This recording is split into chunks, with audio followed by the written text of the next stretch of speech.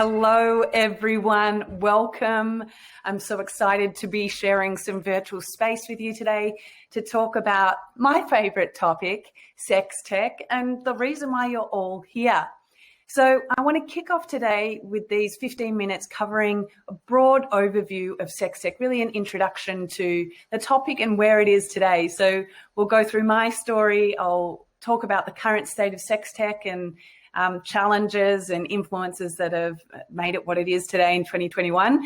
We'll see a glimpse into the future and some predictions there, as well as covering the challenges, the taboos and stigmas that the industry faces, and then finish off with the road ahead. So let's get straight into it. I'm Bryony Cole, for those that don't know me, and I got my start in the sex tech industry by creating a podcast called Future of Sex. I started that 5 years ago as a way to explore these two different topics that were intersecting,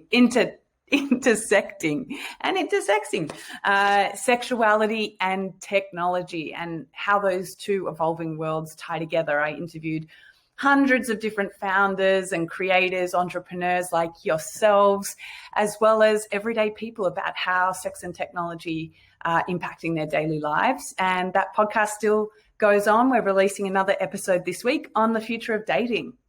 I've also worked with some of the largest sexual wellness brands over the last 5 years, including Love Honey, KY, and Durex. I also work with smaller brands as well that are starting out, that have gone on to raise millions of dollars, like Lover App and Tia Women's Health, looking at building community and brand around them. So from there, the last 5 years, I've worked with brands, I've done the podcast, events, hackathons around the world, and really been inspired by how many different voices there could be in the space and the potential of the space to create room for different experiences. And so one of the best things I feel like I've done is the hackathons, where I invite people under the one roof to create and innovate around different sex tech, typically people that don't have access to huge amounts of capital, or maybe don't even have that much of a industry expertise, but are interested in the space or have come through a personal experience to realize they could create a better product. And from those experiences working in Singapore, in Australia, in the US, in Europe, I decided last year to build SexTech School as a sort of a longer hackathon format. It's a 6-week course that provides you with the tools and strategies to get started in sex tech, whether you're an entrepreneur looking to break into the space, maybe you've already got a prototype or you're selling a product, but you need help with some other aspect, branding or business models, or perhaps you just want to pivot your career, which is what I found a lot of people in the last year, as the pandemic has hit us in so many different ways. We're actually going through our next cohort. So next week, we are inviting students to register and apply for SexTech School. So you're not too late. If this talk inspires you to apply for SexTech School, just go to sextechschool.com and get on the early access waitlist. I've also founded and made products myself with all sorts of different teams all over the world, and we house them in the Future of Sex lab. So I work with design partners at Joseph Mark, and last year we made Wheel of Foreplay, a collaboration with YouPorn, which was a really fun way to inspire people to try things differently in the bedroom. It was a spin the wheel game, and it got a lot of views. In its first week, we got to 1.3 million views, and we recently picked up a Webby Award for the design, which was really exciting. Now, let's look at the definition of sex tech. These two terms, sexuality and technology, that's the easiest way for me to remember it, is a compound of two terms. And when we look at it in this way, we see that the sex in sex tech encompasses sexuality. So that's everything beyond just the physical act of sex itself that falls into sexuality. That might mean education, health, crime and violence reporting, ways to alleviate pain or increase pleasure. But there's so much that falls into sexuality that is really interesting if we think about medicine as well, everything that impacts our sexuality in the world. And the same goes for technology. I think when we put sex tech together, we often think, oh, that's to do with robots or something really far out. But if we think about technology really as just a tool that enables us to do something, so technology is so many different things. In fact, it existed way before the internet. You know, we talk about stone dildos that were found in caves 28,000 years ago in Germany. They could be considered sex tech. But also technology that we use today in our lives, like we're using right now, computers, apps, websites, virtual conferences, are really an important part of sex tech because we use them every day. In fact, this little robot in our hands is one of the most powerful sex tech tools we have. And then, of course, if we extend that out to robots, artificial intelligence, haptic technology, all the edge technology and the pioneering technology is also such an important application of sex tech. So when we think about it in this way, sex tech actually encompasses so much more than what we think. And this is the example of those stone dildos, right, as perhaps the oldest sex tech to ever exist. Okay, so what I want to talk about now is the current state of sex tech and what has influenced us more in the past year than anything else as being inside alone, and how that has seen a tremendous ripple effect across the sex tech industry, namely in three categories: dating, porn, and toys, where the consumption of all three of these sectors has been explosive as we deal with a loneliness crisis, craving for intimacy, people trying to save their marriage, people trying to meet their partners. So let's put sex tech in the spotlight in a more mainstream way, as we are all experiencing the impact of no intimacy and physical connection with one another.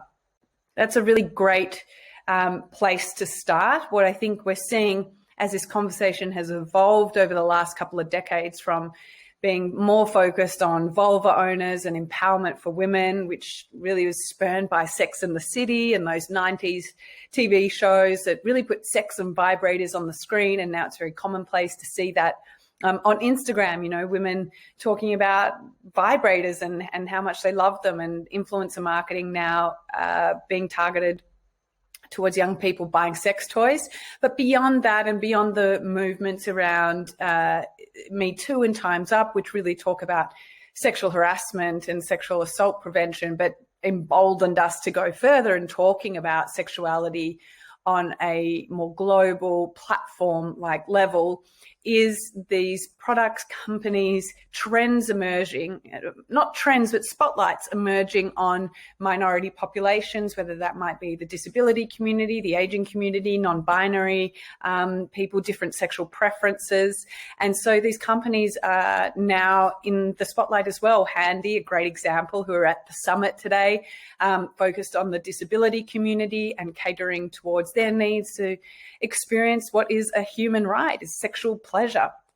And then we have on this slide too, VDOM, which is an app-controlled prosthetic, and allowing you to have all manner of sexual expression, not just a strap-on, but as you move through the world. So seeing these sorts of inclusive and broader ideas of what sexuality means to different people is really where we're finding ourselves in 2021.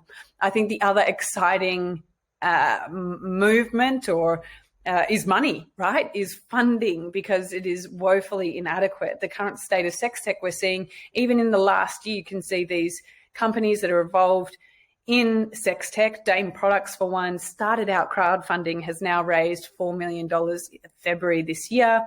Then we have sexual wellness apps like Kama that's raised $3 million late last year. MJoy, which is part of the audio sexual wellness community, definitely an explosive growth there around audio erotica.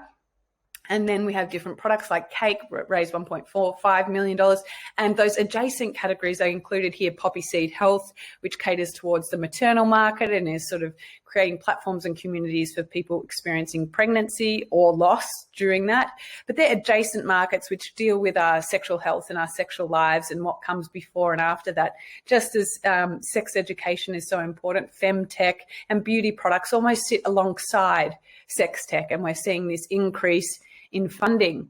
Now, underneath all that is, of course, this conversation which has driven that. You know, the technology has never driven so much of this innovation. We have the technology available to us already and for years. If we think about apps and websites that are now being funded, well, apps have been around for a while now. It's really underneath that, what underpins that is this conversation that's happening at a more mass level, like Time's Up, like Me Too, that are talking about sexuality and how we experience it, in making mainstream coverage, like Time's Person of the Year, talking about women coming up and standing out about their sexual harassment.